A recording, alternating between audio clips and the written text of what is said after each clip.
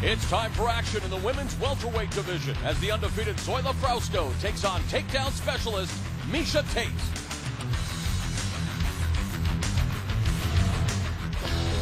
The most exciting part about MMA is just the adrenaline rush that I get from it. There's no other competition like it in the world that I've found. You get out there and it's one-on-one, and when you come out on top, it's probably no closer than being on the top of a mountain, you know, seeing the whole world. It's just a very exhilarating feeling. When I get out there, I feel the energy from the crowd. I think most people there, where they want to see the people fight and they want to be entertained, and I love doing that. I love my job. I love getting out there and showing people what MMA is all about, and particularly women's MMA. Absolutely, I have something to prove tonight, that I'm the better fighter for one, and for two, that I deserve a second chance at that belt that Sarah Kaufman's got.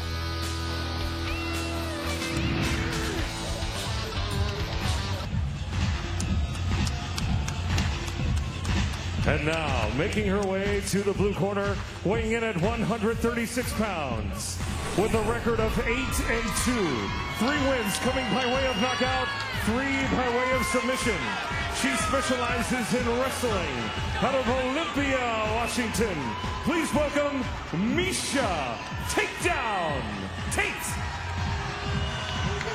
Well, Tate returns to Strikeforce riding a 2-fight win streak. The last time we saw her on Showtime back in May of last year, where she dropped a unanimous decision to current Strikeforce 135-pound women's champ Sarah Kaufman, while she desperately wants that rematch with the undefeated Canadian. Hey, Steven, she knows she's in tough against Frausto. Someone Tate feels is a little too big for her britches.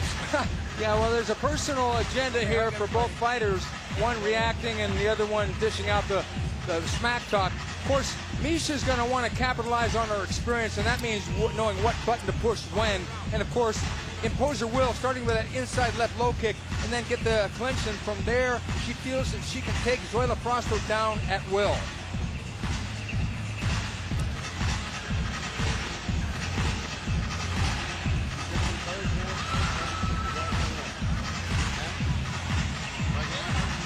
Definitely been shattering the stereotypes of what many people may think a female can achieve in athletics since her high school days. Pat mentioned at the outset, member of the boys wrestling team as a freshman. She went on to receive the coveted Coaches Award during her senior year because of her achievements in wrestling. She has her boyfriend and the man responsible for her success in MMA, Brian Caraway, the WBC vet in her corner. Miesha Tate returns to Strikeforce.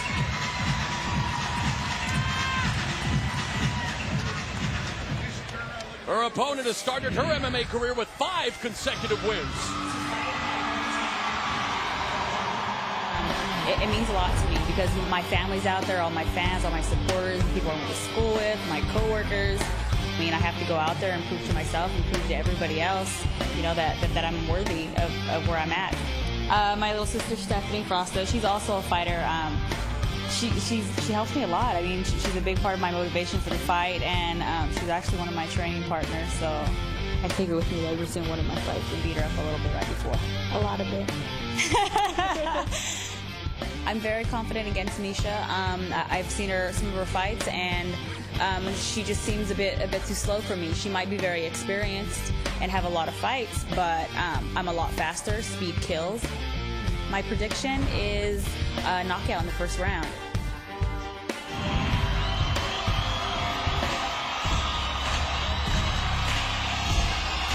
And now, making her way to the red corner, weighing in at 132.5 pounds, with a record of 5-0, 1 win coming by way of submission. She specializes in Muay Thai and Brazilian Jiu-Jitsu. Out of Fresno, California, please welcome Zoila, the Warrior Princess Frausto. And the Warrior Princess receiving a vociferous response from the partisan crowd here in Fresno, California. The local favorite got her taste of martial arts the first time as a child when her father, Luis, a black belt in Taekwondo, began giving her lessons. She used to play soccer, but she prefers the contact of mixed martial arts. And while she is indeed undefeated as a mixed martial artist, she still remains a part-time dealer at a local casino. Stephen, I could just imagine the reaction when her customers say, "Hit me!" Yeah, well, she's going to want to do some dealing here tonight and do it with strikes and get in and out quick and stay off the ground. When Zoila Frausto first entered the world of Strikeforce Challengers, she tangled with Alicia Helsper, a woman known for her punching power and aggressive style. But Frausto leaped into the lead early with sky-high antics that kept Helsper on her heels. Head kicks, flying punches, and when the takedown attempt came, Frausto adeptly stuffed it and shifted into Muay Thai gear via a plum clinch and knees, punctuated by her patented Superwoman punch. The techniques just kept coming, and the match soon became academic as Frausto dealt Helsper damage in every way possible. Zoila Frausto's speed and variety of strikes dazzle in a standing battle, but how will she fare if grounded by Miesha Tate? Good luck.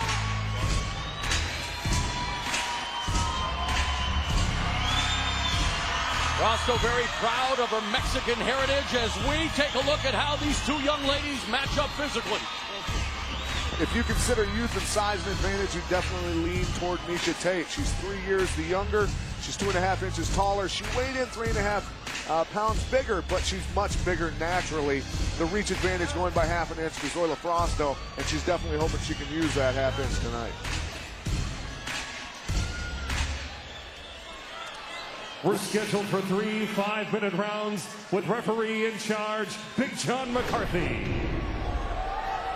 You ready? You ready? Deal! The best in the business, Big John McCarthy overseeing this women's welterweight matchup between Miesha Tate in the blue gloves and Zoila Frausto in the red. No touching gloves in this fight.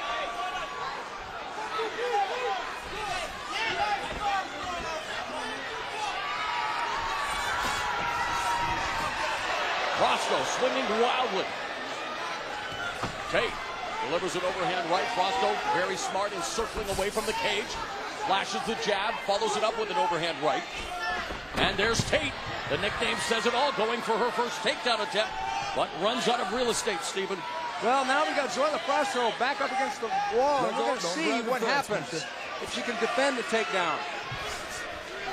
Short left hand delivered by Tate from the clinch.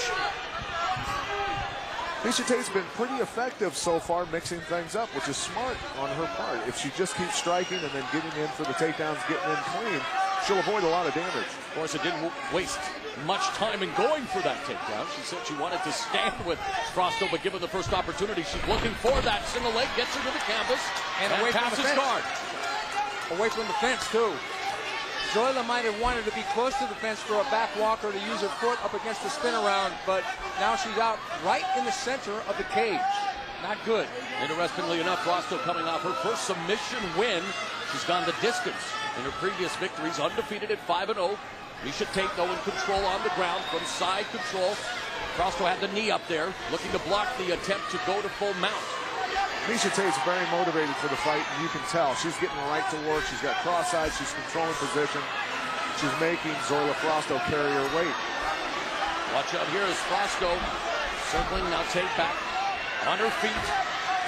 Drops a nice long-range right hand right on the face of Frausto. And looks like she's measuring her up for another one. Miesha Tate does not want to let Frausto back up. You can see that. Wow, Lots of jumps cross-sides. right back into side control. Zoila didn't really try and block her getting into side control. She could have really thrown her leg up there and tried to get at least half guard. Yeah, Frausto with a hammer fist to the thigh of Tate. Tate controlling, though, from cross-side position. Almost at the midway point of the opening round. Tate very patient here. She's been in so many grappling competitions that this is pretty much her home base. Tate now unleashing some left hands to Frausto's face. Going to knee on belly. She's got the underhook on the far arm. She's got her tight. She's inflicting some damage. Frausto needs to explode her hips. Doesn't want to give up her back, which is very dangerous. And she's almost in danger of doing right now. Tate looking for that rear naked choke early. Frausto defending well. Now Tate puts the one hook in. But Frausto gets up to her feet. Zoila Frausto has got to get hand control there. Nice job. Good escape by Frausto. Much to the delight of this partisan crowd here in Fresno. Nothing's more frustrating than a grappler losing control on the ground and the striker getting back up. that's when you know you're in danger. And it makes the grappler very nervous, actually. Tate missed with that lead left hand. Now follows it up with overhand right, and again, a wild right thrown by Frost, who's backed up to the fence. It looks like everything Frost wants to throw in the early going, Stevens, a power shot. Is that wise? I think that's one of the problems that she's running into. Plus, she's not using any side-to-side movement. She's backing straight up to the fence. Good hips by Frosto, keeping her balance there. I mean, Miesha Tate definitely had position. She had double underhooks there, which she still does, blocked the leg, and still couldn't get Frosto off her feet. Frosto said she wanted to finish this fight in the first round, talking about wanting to use her hands more. But so far in the final minute, it's been tough sledding for Zoila Frosto. Miesha Tate controlling it for the most part, but Tate wanting to take it to the cameras again, does so, and again right into side control. What can she do with 45 seconds left? Well, she can grind away at Zoila Frosto. Frosto wanted a first-round knockout, but Frosto realistically hasn't had a knockout yet on her mixed martial arts career, so I'm thinking that maybe first, second, or third-round knockout is highly implausible, especially for someone with a chin, Miesha Tate. Frosto, again, blocking that attempt to go to full mount. Trying, yeah, but you know what? Tate is the bigger girl, and she's fine where she's at. She's just going to keep going from cross eyes to knee on belly and wearing Frosto out. I guess we'll call this the down periscope move. Final 5 seconds as we go to the second round of this women's welterweight tilt. Good job, both of you. Good work.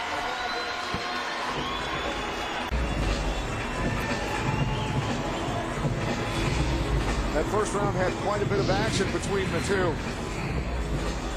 Here's Tate throwing straight punches. She gets clipped with an overhand right, and that uppercut just missed by Frosto. Frosto threw a lot of heat on that.